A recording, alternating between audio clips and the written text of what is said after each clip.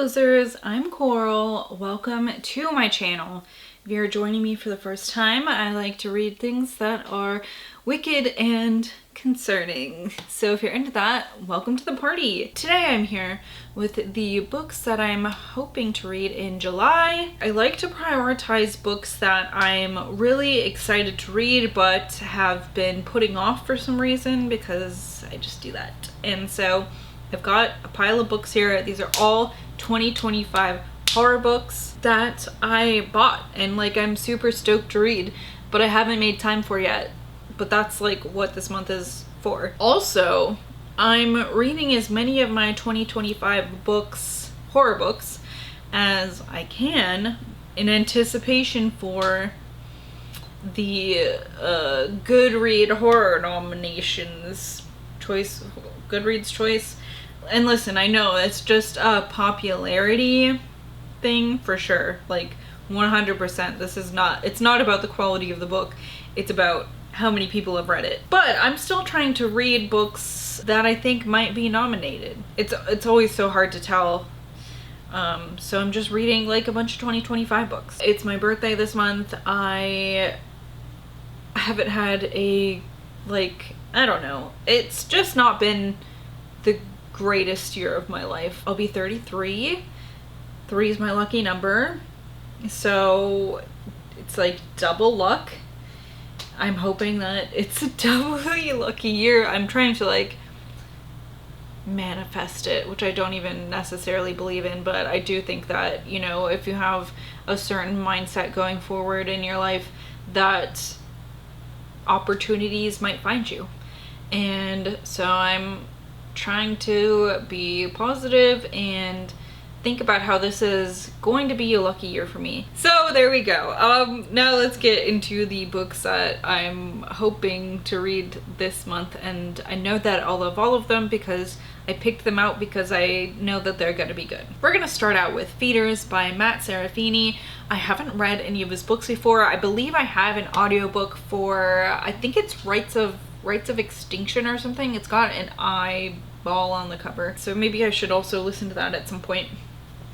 But this is a book about a teenager named Kylie who learns about this social media app called Monolife, and it's kind of weird. There are like really stringent rules about it. It's like you can't tell anybody who doesn't know about Monolife. So I'm really not sure how Kylie even finds out about this, but I guess I'll find out when I read it. And I believe you have to like post every day or something like that. But it also encourages like risky behavior. Starts like really affecting this girl's life. This is one of my most anticipated for the first half of the year. Looking through it, you can see that there's like some like chat logs and text messages, which I love that in books, and I'm really looking forward to this. Next, I'm hoping to pick up Blood on Her Tongue by Johanna van Veen. This is a book that takes place in the Netherlands and in the late 1800s, and it's about two sisters. One of them notices that the other sister is starting to act strangely, just like melancholy and things like that.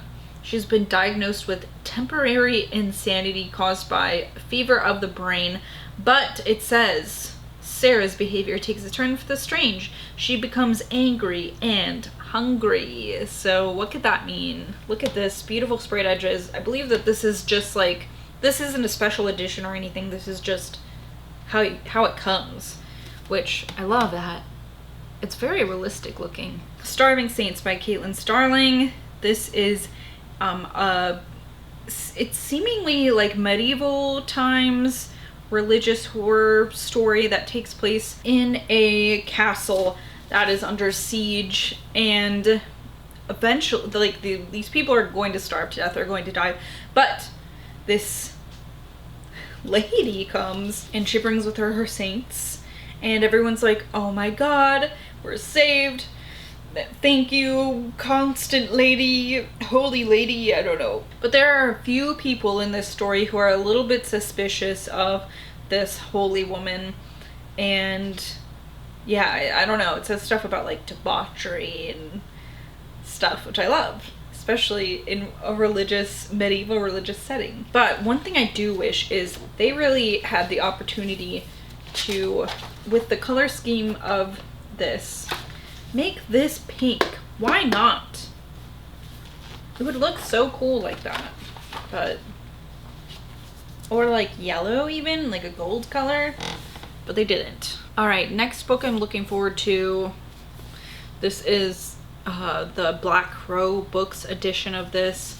This is Buffalo Hunter Hunter by Stephen Graham Jones. And this is a story about a journalist, a modern journalist, who's looking into some of her, she's using some of her family history, diaries from a relative as like a primary source for something she's doing. And it's like her grandfather, who is a Lutheran pastor. And I think that this is very interesting because with a lot of the religious stuff that you hear about, it's like Baptist, evangelical, Catholic stuff. And you hardly ever, at least I have really not come across any book that specifically labels somebody as like a Lutheran something. And that is, as much as I love like the iconography of like Catholic stuff, I was raised Lutheran in like a really strict synod of Lutheran CLC, and they were, I'm sorry, they're fucking crazy, right? It's so weird, like the things that, oh, I mean, to me, I just don't know why you would willingly do that or why it makes sense. And it's okay if you're into that, but I'm just not. But it is really interesting because it's like, this is what I grew up learning about. I grew up learning about Martin Luther. I had a Lutheran catechism, right? I did all that shit. So I'm really interested in that because of this. But also, there is vampire shit in this. I also just love Stephen Graham Jones and the way he tells a story. And boy, I'm fucking looking forward to that. Another 2025 book that I'm picking up is Hungerstone by Kat Dunn. And this is a story that is a Carmilla. I don't know if it's like a retelling. I don't know if Carmilla's just in the story. This woman, Lenore, yes, Lenore, she is in a marriage with a man named Henry, and it's like not going super well. And then also they meet Carmilla. And we all know the story of Carmilla. And so I'm assuming this is like sapphic. Is this from The Nightmare? The painting, The Nightmare? I have a print of that in my living room. Yeah, it totally is. It just doesn't have like the, in the painting there's like a little demon laying on her chest, sitting on her chest. Another 2025 book I'm hoping to get to is Bat Eater by Kylie Lee Baker. This is about a woman named Cora who is a crime scene cleanup person, crime scene cleaner, and her sister dies. She's a victim of, you know, what's suspected to be a hate crime. She's, I believe, like pushed in front of a subway. And then there's also like these killings in Chinatown, and all the targets are Asian women. And so I'm assuming Cora, you know, is wrapped up in this somehow. I don't know. I haven't read it, but I would like to. This is an Evernight copy of this, and it is very beautiful. It's got cool end pages. There's got to be, there's like some sort of entity in this, right? I can see from the, oh yeah, I forgot about this part. I can see from the illustrations, but this is what the hardcover looks like. It's very pretty. I love this too, honestly. I love that artwork. It looks like a ad for a cleaning agent. I also have two books here that an early birthday gift, and so I'm also reading those too because they're 2025 releases.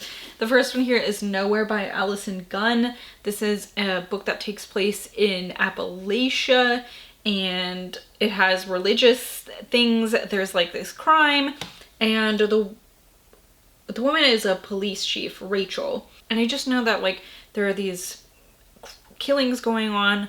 I know that it ties into this small religious community, which is like shit I love. Takes place in Appalachia, and that's it. That's really all I know. Okay, and last one here is Rekt by Alex Gonzalez. This was a 2025 book, right? This was another one that was in my most anticipated, yes, at the beginning of the year. Boy, January feels so far away now. But this is about a young man named Sammy who is in a car accident with his girlfriend, and his girlfriend dies in this accident. And he comes across a video of this accident happening on this website, and I believe he ends up getting like drawn into this strange website, and I don't know, I guess I don't know much else from that, but reading the synopsis, I'm like, this person, this author definitely spent time on 4chan, right? Because in the very beginning it has like the, I don't know what those are called, like this, right? It's like, it has a symbol. What the fuck are those called? It says, "Be me, 26, about to end it all. Feels good, man." Like, that is just total peak 4chan speak. Which I spent a lot of time on when I was in high school. And I don't know. I mean, that's it. I hope it's just more weird internet stuff, more weird kind of like social media stuff.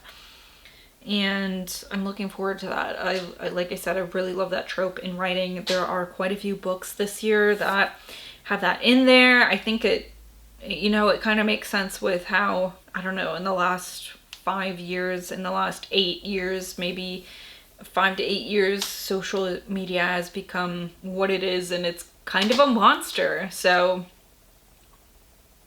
I say that as I continue to have accounts on these sites, including YouTube, which it's shown that the algorithm radicalizes people because it shoves content at you, content that you're going to keep watching, and a lot of the time that's not good stuff, right? So be careful out there. Hopefully, and you know what? I'm gonna say that's why I don't have 1 million followers, is because my content is really good. And so keep watching it, because it's not gonna it's not gonna rot your brain out like other stuff. So thank you so much for watching. I'd love to know if you've read any of these and what you thought about them.